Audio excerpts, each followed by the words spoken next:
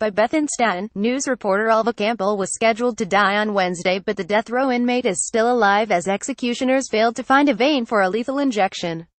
Ohio prison officials gave up trying to find a viable vein after some 80 minutes of searching, witnesses said. The 69-year-old shook hands with his executioners and wiped away tears as he left the death chamber, saying this is a day he'll never forget.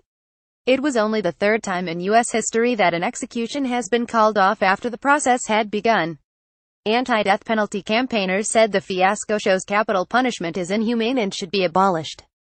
Image executioners worked for the 80 minutes to locate a vein. Campbell has been on death row for 20 years. In 1997, he was found guilty of killing an 18-year-old in a carjack as well as of robbery charges. Prior to that conviction, he had served 20 years of a life sentence for killing a man in Cleveland. He is suspected of having lung cancer and uses a colostomy bag, and his lawyers argued that poor health would make an execution extremely difficult. Before his execution, activist Sister Helen Prejean wrote on Twitter that Campbell's illnesses and physical condition create a very real possibility that the execution will be botched. But Ohio officials said they were confident Campbell could be executed and brought him to the execution room in a wheelchair. Does Gov. Etienne Kosich care about his state's prison workers? Alva Campbell is a terminal cancer patient who can't walk or breathe on his own.